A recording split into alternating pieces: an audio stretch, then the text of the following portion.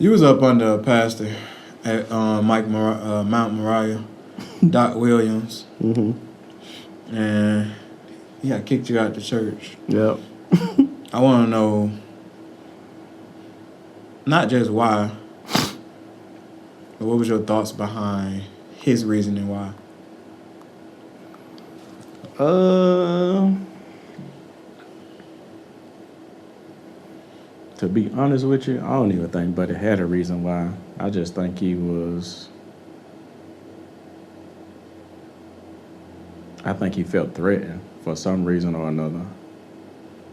And it was funny because, just a little background,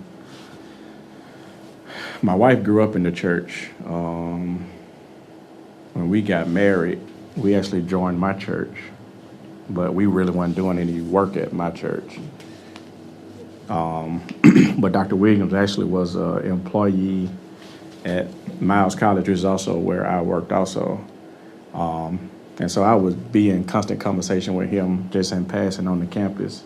And he hinted at me the opportunity to come over and revitalize the youth department, which was non-existent at a time, in which my wife was a vital part of even before this. She was taught in the children's and youth ministry at the church. Yep. And so we made the decision to go over there. We built the ministry from non-existent to a consistent 20, 25 youth and young adult every other Wednesday at a program we call Wednesday Night Live that involved art and Bible study, which is crazy. I didn't even think about that. We called it Wednesday Night Live. Yep. And through that process, I was teaching the Bible study. It was growing. The ministry was growing. Not to mention, we had like 10, 15 other preachers at the church. And at this time, I'm teaching and preaching at least 4 Sundays out of the month. And it's so crazy that as the youth ministry got going and got to growing, I was given the charge to teach the adult Bible study, which also grew from probably about 7 people to about a consistent 15 or 20 every week. But it started at 5. The adult Bible study started at 6:45, and so I was leaving adult Bible study going to teach youth Bible study every other Wednesday. And obviously, when you're dealing with young people, all it takes is for you to be late a couple times, and the momentum starts to go down. And so I was late a few times because Bible study was running over in the adult session. And the youth actually came to me and they were concerned about, like, what are we going to do? Are we going to talk to pastor about what's going on so that we can maintain our momentum and consistency? And so if the youth are coming to me with this, I had to go to the pastor. So I went to him. I was like, man, I love teaching. You don't know how much I love teaching. I'm enjoying both of these, but at the rate we going, it's impossible for me to do both. And me and him was sitting in his pastor study with another one of the local preachers, and the joker looked back at me and said, welcome to pastoring. I said, okay. So I started teaching both of them. Yep. The youth Bible study ended up dying out. And then after that, the big hurricane, not hurricane, but the tornado hit Pratt City, which is the area where the church is. Yep. And so through that process, we were trying to get the area back right. We were doing ministry. Our church was one of the local spots where it was a central spot where you can come and get service from and goods from. And through all of this, he actually came to me and told me that he wants to start teaching youth Bible study now. So I'm tripping. At this point, I'm like, bro, I'm just not finna do the back and forth. And so right now, I'm making my exit plan. I go to him and tell him what my exit plan is. He's on board with it. As a matter of fact, he says he's going to support it.